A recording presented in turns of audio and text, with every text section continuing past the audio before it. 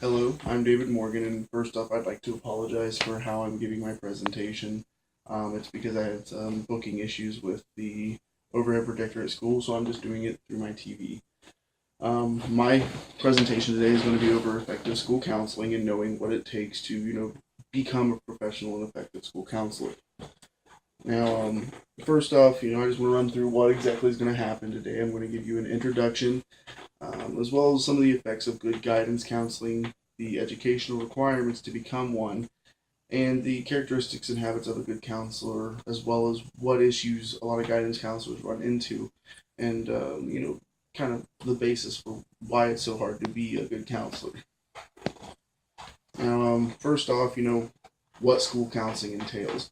Back in 1997, the ASCA, which is the American School Counselor Association, made a national model of how to become a professional counselor.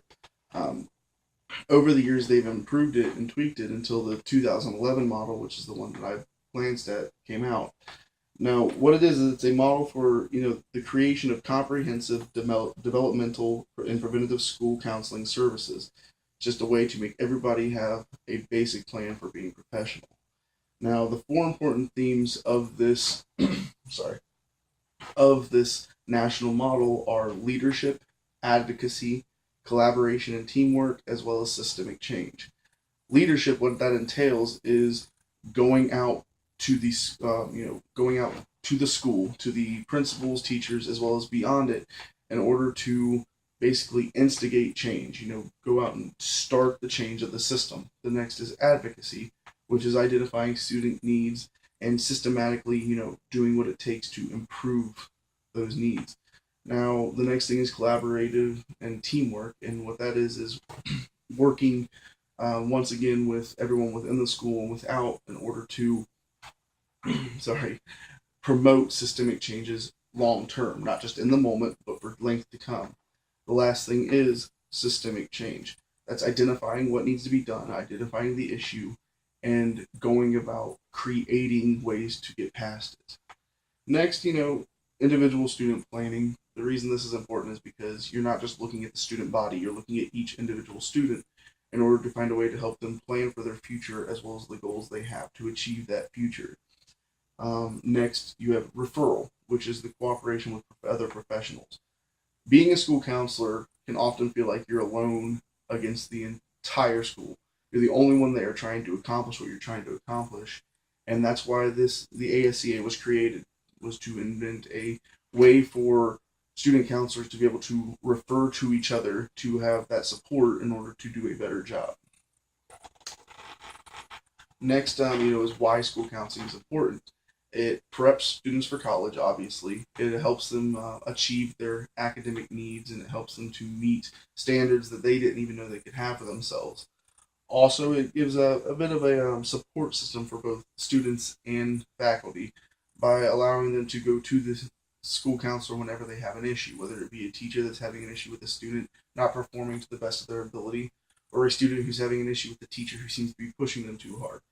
They can go to the school counselor, and the school counselor can help find a way to resolve the issue. Now, the last thing, or one of the last ones, would be that school guidance counselors provide another layer of protection against students falling through the cracks. There are a lot of students out there with special needs, educational needs, and what a school counselor can do is, through systemic ways, find out what these needs are and make sure that the student doesn't go through his entire educational career underachieving rather than being where he could possibly be. Next are the effects of good guidance counseling. It increases each student's preparation for college, as I stated before. It also helps to recognize these students' needs. Now, it also gives the students a feeling of support and safety by letting them know that they're not alone in their own education. Teachers, sometimes it can seem like they're pushing them too hard, but by having a school counselor in place, they have someone to fall back to in order to help them reach their goals. Next is a heightened academic achievement across the board. Having a school counselor who's not in a dire situation, who's actually working well through the neat steps that it takes to become professional, improves academic achievement by a lot, and it also helps to prevent dropout prevention.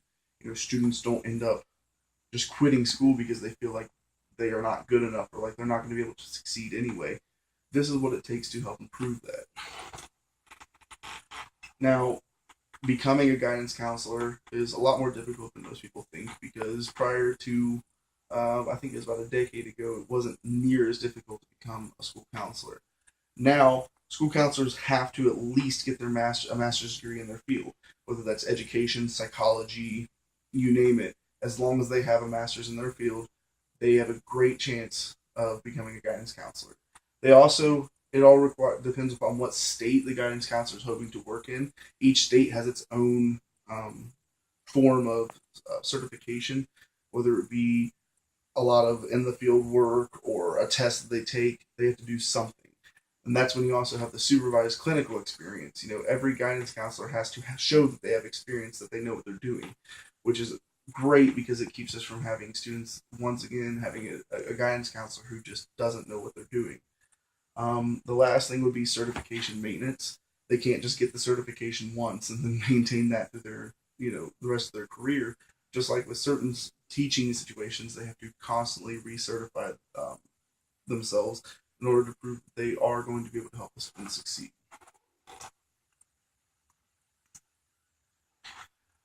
Another one is the characteristics and habits of a good guidance counselor. You could have all the education you want and you could know what's expected of you, but even then, you may not be cut out for the job just because you don't have the characteristics that it takes.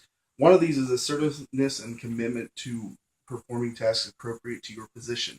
You go out and you do what's required of you, what your job entails, but you don't try to overextend yourself into, doing like trying to do abilities that aren't actually required of you.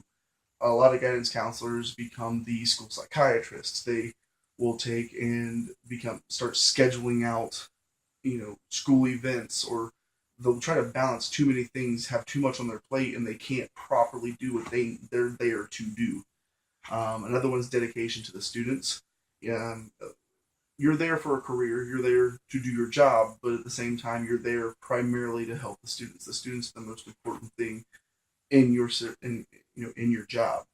Another one is providing counseling to students with behavior, punctuality, or academic issues. You're not just there to be everyone's best friend and help them set goals for themselves. You need to be there to help hold these students accountable. Give them goals, but then expect them to do everything it takes to follow through with it, and be willing to give out, be willing to give out academic punishment if needed. Now, one of the biggest issues about being a school counselor is that everything you go through, schooling, the certification, everything you go through cannot prepare you for what you run into when you get into the real world, when you get out there with this career. And that is, a lot of schools will have one or two counselors to way too many students. The average per counselor ratio for public high schools in the United States is a caseload of 471 students per counselor. Now, the recommended number is about 250 students per counselor, so on average, each counselor is dealing with double the workload they're expected to have, and that just doesn't set up for a good situation. Now, one thing about it is that private school workers tend to have a lot better load because the school is able to fund and can afford more school counselors. That's where a big issue is that public schools don't have the funding to bring in the school counselors they need. So the school counselors that come in are just overburdened. They don't necessarily get their recertification as often because the school can't really help them pay for it. And it's just so many issues come from funding, and that's why private schools tend to have a much better time of helping their students to succeed. The other one is just the overwhelming nature of the job. Even as a school counselor who only has 250 students to your job, you're still going to have to deal with so many things.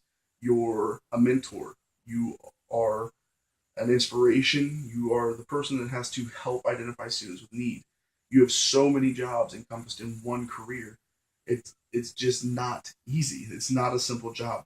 There's nothing about this job that's going to be super simple.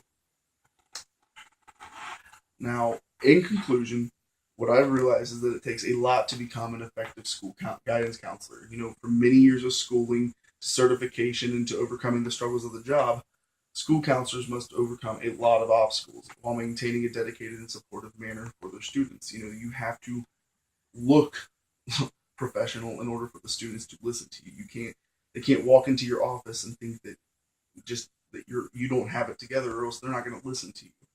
Now, it is a tough subject matter with a lot of schooling, and it's a hard job to get, and even harder job to flourish in. But the amazing results that being an effective school guidance counselor has on students makes it all worthwhile. Being an effective school guidance counselor is all about loving your job and wanting to do it right, wanting to be professional. Because in school guidance counseling, if you don't like or care about your job, it's the students who are going to suffer. And to be honest, the students are worth it. They're all that matters. They're the reason you got into this job to begin with. You could become a teacher, you can become a school counselor. No matter what career path you take, it's all about the students, and they are worth it. That's why you are there. And so that's the most important thing to remember about effective school counseling, is that you're there to help with the students. You're there to make their lives better. You're there to improve their chances of academic and career success. So that's the most important part about being an effective school counselor, doing what it takes to help the students. Here are my references. I hope you enjoyed my presentation. I once again apologize for the situation, but I did the best I can, and I hope you have a wonderful day.